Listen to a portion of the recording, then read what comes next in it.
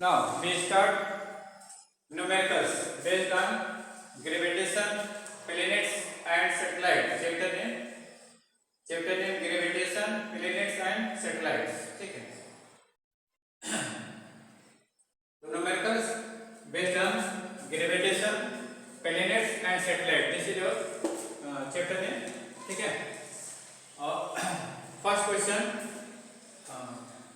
Compute the ratio of gravitational force and electrostatic force between electron mass 9.1 into 10 to the power minus 31 kg and a proton mass 1.7 into 10 to the power minus 27 kg given E is equal to 1.6 into 10 to the power negative 9 10 coulomb and G is equal to 6.67 into 10 to the power negative 11 Newton meter square kg minus 2. So this is your first question of Newton physics. ISC board Newton physics. ठीक है. Chapter में gravitation, planets and satellites. ठीक है. तो gravitational force acting between two mass particles according to Newton's law of gravitation. If two mass particles of mass m1 and m2 are placed at distance r. If two mass particles of mass m1 and m2 are placed at distance r, ठीक है, then gravitational force acting between these two mass particles is given by g m1 m2 upon r square. ठीक है. Here one is electron, so we write here mass of electron. ठीक है. And second particle is proton, so we write here mass of proton. ठीक है. और this is your gravitational force, so write Fg ना. तो this is the gravitational force acting between mass particle electron and proton. ठीक है. अच्छा, according to Coulomb's law, if two charged particles having charge q1 and q2 are placed at distance r, then electrostatic force acting between these two mass particles is given by F is equal to 1 upon 4 pi epsilon naught q1 q2 by r square. ठीक है. ये formula हमने 9 में पढ़ा है. 9 रखते हैं इसमें. तो electrostatic force acting between two charged particles having charge q2 placed at distance r in vacuum is given by this equation. ठीक है. तो देखिए this is Mg is equal to g mv upon r square is according to Newton's law of gravitation. ये किसने दिया था? इसको Newton's law of gravitation Newton ने दिया है. ठीक है. तो इसलिए इसे क्या कहते हैं? Newton's law of gravitation कहा जाता है. Newton's law of gravitation. ये फार्मूला हमने Newton's law of gravitation से लिखा है. ठीक है. ये फार्मूला कहाँ से लिखा है? ये फार्मूला आपने जो है Coulomb's law से लिखा है. ये Coulomb's ने एक्सपेरिमेंटली प्रूव किया था. If two charged particles having charge q1 q2 are kept at distance r in vacuum, then electrostatic force acting between two charged particles is given by this equation. ठीक है. So it is known as Coulomb's law. ये क्या कहलाता है? Coulomb's law. तो ये आपका Coulomb's law है. ठीक है. ये दोनों लॉ हो गए. तो देखिए इन दोनों में क्या है? r कॉमन है क्योंकि same proton and electrons are charged particle and mass particle. Due to mass, they experience gravitational force, or due to charge, they experience electrostatic force. ठीक है. Proton has positive charge. Let this is a proton. तो proton has positive charge. ठीक है. And electron has negative charge. Let this is electron. So it has negative charge. So two opposite charge particles attract to each other. Two opposite charge particles attract to each other, and two like charge particles repel to each other. यहाँ पर opposite charge particle. Electron is negatively charged, proton is positively charged. So attractive force. ठीक है. So this is your attractive force. And यह force acting on electron by proton. और this is the force acting on proton by the electron. ठीक है. अच्छा, gravitation force is always attractive. Gravitation force is always attractive ना. ठीक है. तो Fg is also in this direction. Fg is also in the same direction. ठीक है. चलिए अब हमको क्या करना है? इनका रेशियो निकालना है. find ratio. Can I compute the ratio of gravitational force and electrostatic force? ठीक है, इसका मतलब gravitational force upon electrostatic force निकालना। जो पहले लिखा है उसको ऊपर लिखेंगे, जो नीचे लिखा हुआ है उसको, जो बाद में लिखा है उसको नीचे लिखेंगे। ठीक है, तो आपको क्या निकालना है? Ratio of gravitational force to the electrostatic force. तो चलिए फाइंड करें। तो कितना हो जाएगा? Fg अपॉन Fe, दोनों को डिवाइड कर लेते हैं। Equation Newton's law of gravitation को कूलम्ब्स लॉ ऑफ इलेक्ट्रोस्टैटिक्स से डिवाइड करते हैं।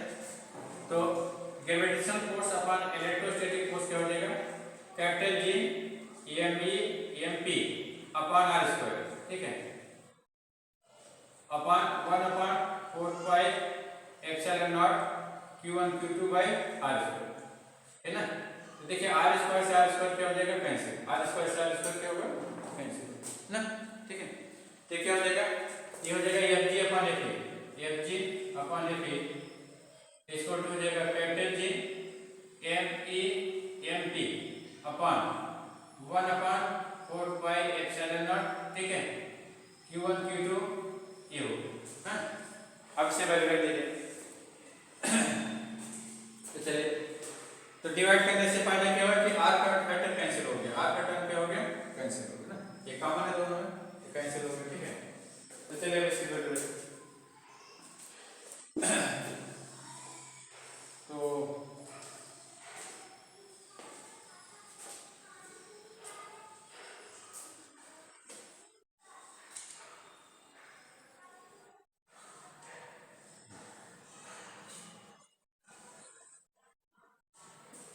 चलिए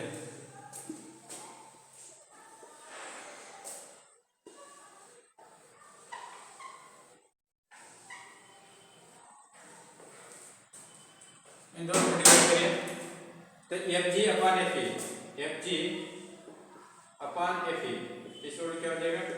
कैपिटल G की वैल्यू 6.67 into 10⁻⁻11 और mass of electron 9.1 into 10⁻⁻21। Mass of proton given, mass of proton is 1.7 into 10⁻27। ठीक है, divide by mass of electron, sorry divide by electrostatic force. Electrostatic force आपका ये, तो 1/4 पाई एप्सिलॉन नॉट क्या है? Constant है। 1/4 pi epsilon not क्या है? कांस्टेंट है। इसकी वैल्यू किसके बराबर होता है? In vacuum 10⁸9 newton metre square coulomb -2 होता है। ठीक है, Q1 चार्ज ऑन इलेक्ट्रॉन है। इलेक्ट्रॉन का चार्ज क्या होता है? 1.6 into 10⁻⁻19 कूलम। ठीक है, एलिमेंट्री पार्टिकल है, तो एलिमेंट्री चार्ज की वैल्यू होती है। ठीक है, प्रोटॉन पर भी एलिमेंट्री चार्ज होता है 1.6 into 10⁻⁻19। ठीक है, तो इलेक्ट्रॉन पर नेगेटिव चार्ज होता है, इस पर पॉजिटिव चार्ज होता है। But here we have to find only magnitude, so we take only positive side ना। Magnitude is always positive. ठीक, अब इसको मल्टीप्लाई कर लीजिए तो क्या मिलेगा? 6.67 into 9.1 into 1.7। ठीक है, न्यूमेरिकल पार्ट अलग कर लिया, ऑर्डर वाले पार्ट अलग कर लेते हैं। तो ऑर्डर का पार्ट क्या है? 10⁻⁻11 यहाँ पर है, 10⁻⁻31 यहाँ पर है, 10⁻⁻27 यहाँ पर ना। तो in multiplication on same base power added, तो देखिए बेस यहाँ 10 है, इसका भी बेस 10 है, इसका भी बेस 10 है, तो क्या हो जाएगा? -11 -31 -27। ठीक है, ये हो गया है ना। और डिवाइड बाय क्या हो जाएगा? अब यहाँ पर लीजिए, तो न्यूमेरिकल का पार्ट हो गया 9 into 1.6 into 1.6 है। अब उसके बाद ऑर्डर वाला पार्ट है, तो ऑर्डर में 10.89 यहाँ पर है, -19 यहाँ पर, -19 यहाँ पर, बेस तीनों का सेम। तो in multiplication on same base power added, तो 9 -19 -19। ठीक है, ये कितना हो जाएगा? ये हो जाएगा आपका। अब इसको नंबर मल्टीप्लाई कर लेते हैं, तो मल्टीप्लाई करके कितना आएगा बताओ?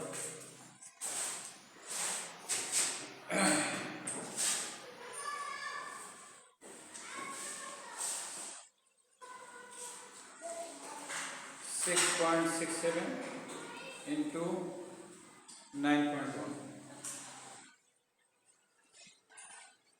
into 1.7. तो ये वैल्यू आ रही है 103.184. ठीक है, 103.184 है. तो राइट है 103.184 इंटू 10^4. ये पावर ऐड हो जाएगा कितना हो जाएगा? ये हो जाएगा आपका 42 ना, और 42 और 69 हो जाएगा. क्या हो जाएगा? 69 है. तो चलिए इसको तो 11 और प्लस 31 प्लस 27, इसके वैल्यू 69 आ रहे हैं. तो माइनस, इसलिए माइनस 69 लिख दिया. ठीक. अब नीचे हम जो है मल्टीप्लाई कर लेते हैं. तो नीचे क्या है 1.6 इंटू 1.6 के ऊपर 2.56 ना, और 2.56 इंटू 9 कितना हो जाएगा? 23.04 होगा. कितना होगा? 23.04. तो राइट है 23.04 इंटू 10^4 -38 ना, -38 में से 9 आप माइनस कर दीजिएगा तो क्या आ जाएगा? हैं, ये हो जाएगा आपका -38 से 9 माइनस करिएगा तो माइनस कितना आएगा? 20.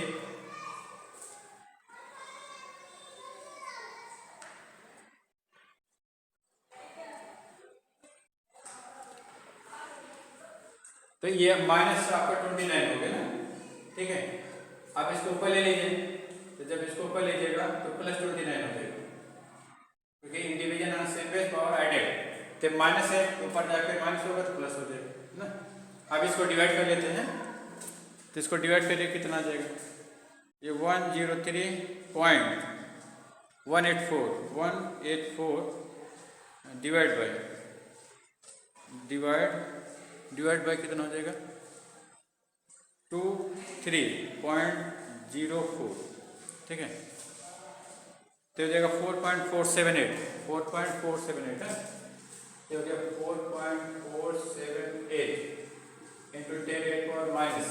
ठीक है, ये हो गया 0, ये हो गया 40. 0. तो ये रेशियो हो जाएगा. ठीक है, तो क्या दे रहे हैं कि gravitational force is 10^4 negative 40 times of electrostatic force.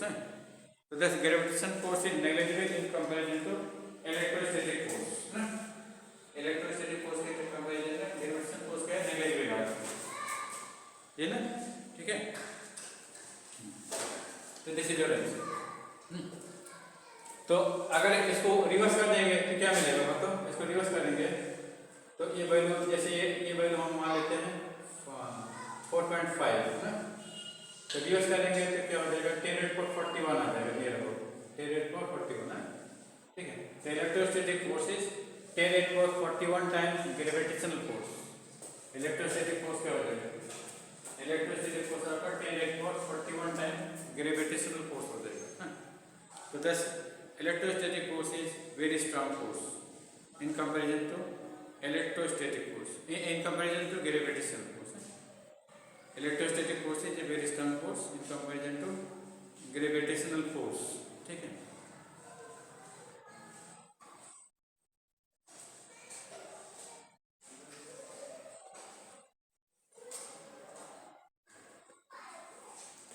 तो ये आप डिवाइड करेंगे तो 10^39 आएगा.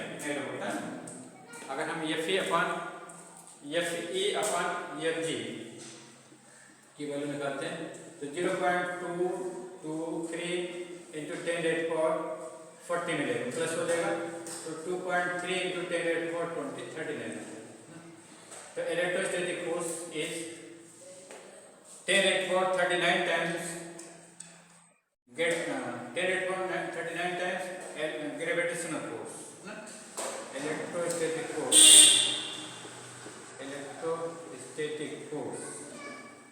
is 2.3 into 10^39 times. they are near about 10 raised to 39 times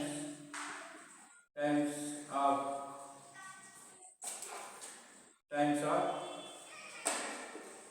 gravitational force. ठीक है, ग्रेविटेशनल फोर्स इस से कूलम फोर्स होता है न्यूटन फोर्स से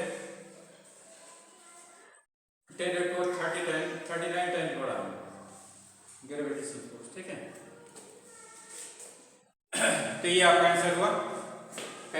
जैसे question regarding gravitational force to electrostatic कह रहे हैं ना, ग्रेविटेशनल फोर्स पहले कह रहे हैं इसको ऊपर लिखिएगा, इलेक्ट्रोस्टैटिक फोर्स बाद में कह रहे हैं इसको नीचे लिखिएगा, दोनों को रेशियो में ले लेते हैं।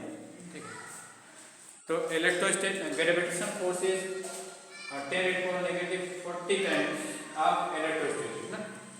ठीक है, तो दस gravitational force is very very weak force.